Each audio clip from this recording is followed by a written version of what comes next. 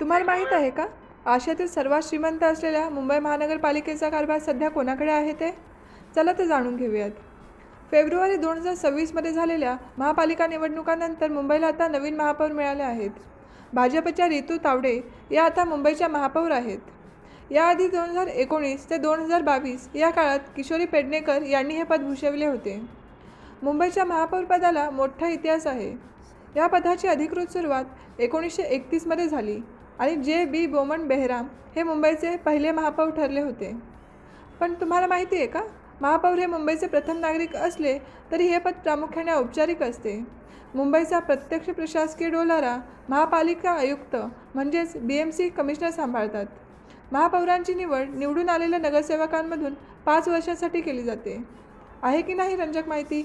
अशाच नवीन अपडेट्ससाठी फॉलो करायला विसरू नका.